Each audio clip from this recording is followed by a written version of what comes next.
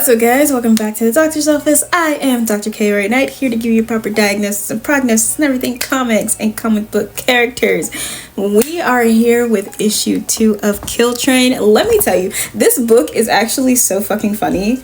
With the government trying to do population control by using kill trains, and essentially they're hiring people to get onto these trains with these normal ass people who are going on about their day, and they hire these assassins basically to just go through and just start killing people because their population is too high. And this is how they want to do population control. And so our main character, Vanessa, she gets on a train after going through so if you watch the first one, Vanessa just moved in with her fiance, who does not seem to give a damn whether she lives or dies at this point. Like, he does not really seem to give a fuck about her. Then her daughter, she's really close with her daughter. She's a writer, but her story was passed on, and some lady who, like, they were friends in school maybe, and her daughter and Vanessa's daughter are like schoolmates. Her story got picked up and just all kinds of stuff. Like, everything's going wrong for her. Her mother's trying to get her like committed to a hospital or some shit, so everything's going wrong for her at this point. And she decides to get on a train, and she runs into one of her old friends. I think her name is Corwin, and she's just like, oh my gosh, like, I do not know, like, what to do with life right now. And then they realize that they are on a fucking kill train. So here we are, them on this kill train. And the reason that they know they're on the kill train, one, they pass by, everybody stops. Two, this lady comes through and just starts slicing people. And so everybody's like panicking, running, trying to run away from this lady, and the doors are slightly open, I guess, and Vanessa falls into this lady, and she falls out of the train and gets squished on like a pole that they pass. So at this point, everybody who survived that attack is just like, oh my god, you know, thank you, you saved us, we're okay, even though they're really still not okay. And they're like, so what are you gonna do next? And she's like, what am I gonna do? And her friend's like, you know, they're looking to you for hope. She's like, we're on a fucking kill train. What the fuck kind of hope do y'all think I'm about to give you? We're all in the same situation right now. So they come up with a plan that they need to survive, basically. And there's seven other people plus the two, so there's 9 of them all together. And they're all, you know, let's weapon up. So they pick up literally whatever they can from that crazy lady that just tried to murder them. Like, her weapons are kind of just everywhere. So they pick up whatever they can, and they kind of start going through the cars. And they're basically coming to the conclusion that they need to move through the cars and try to find other survivors. So they come to this car where there's 2 people cutting people up with machetes.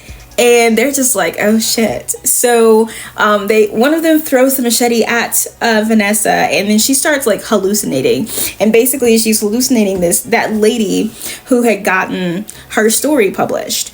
And Vanessa's like, do you see that? Like, their faces are warping. And her friend is just like, you know what? Hell yeah, go with it.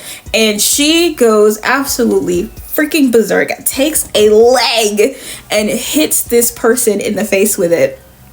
And she's like, everybody attack now. They have all their weapons. They are using body parts. They are using weapons that they're finding on the ground. They're using the machetes that they found. And they have killed these 2 people in order to survive. So basically they have about 40 minutes before they reach the end of the actual train line to go to the train yard. But they have a few problems. One, when you get to the end of the train yard, if you're still alive, they send handymen in to kill you and then clean up your bodies. So they have that issue. Another issue they have is that the train is still moving, and it's going to be moving for 40 minutes. If they're going to survive and not be killed by the handyman out there, they need to get off of the train while the train is still in motion. So that is a problem. They also need to see if they can find any other survivors through the cars. So that is another issue that they're having. And on top of that, they can't see. So they're trying to, you know, come up with this plan, and all of them minus one seem to be on board. The butthole mouth lady, who is how she's labeled. She is like super prim proper, and she doesn't really want to have anything to do with this, but she still does want to live, you know?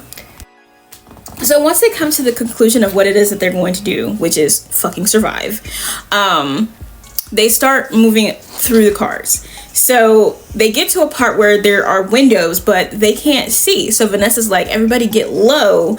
I can't see what's going on out there. Butthole mouth lady, is still just walking straight up, and she gets shot in the face and she dies. And they're like, well, you know, at least she died a hero. Girl, are you not listening? If you're wanting to survive, you're following us, you're wanting to survive, and I'm telling you to get down, why the hell are you still standing straight up? You literally see everybody else in front of you crawling, and you're still walking straight up as if we're not still completely in danger right now. Let me tell you, because I already knew that this was going to be a quick review because there weren't a lot of pages here, but this story was actually so very entertaining, and it's very interesting to see that this is how this society practically decided to deal with overpopulation, and that is just to kill a bunch of fucking random people. That is absolutely wild, but you know, that's how the government does. And so, but the government is doing this thing where it's making it sound like it's a peaceful transition, and when that whistleblower assassin was just like, it's literally not a peaceful transition, do not let these people fucking lie to you. Everybody kind of just threw that aside, including Vanessa and them. They kind of just like threw that aside, even though she was interested in what was being said, but being in that situation, she's just like, yeah, this is not peaceful anything, and what the fuck are we gonna do? So this was really interesting. I knew that this was going to be a short one, but the blood, the gore, the art, Vanessa getting her confidence, because she has been down for that first issue.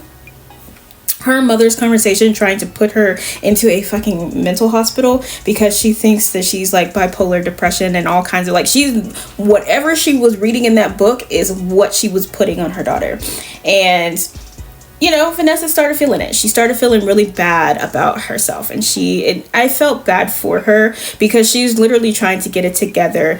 And her mother was trying to make it about her daughter, but also not making it about her daughter. She was making it about about Vanessa. And she's like, you need to do whatever you can for your daughter. And she's like, I am. What is happening? So she's getting her confidence up. She's trying to get there. She is. And I'm happy for her because this character arc is happening really fast. She's getting that confidence and she's doing what the hell she can. And those hallucinations she was having are right there with you, girl. 10s across the board. I love. But that is it for this episode of The Doctor's Office. And I will see you guys at your next checkup.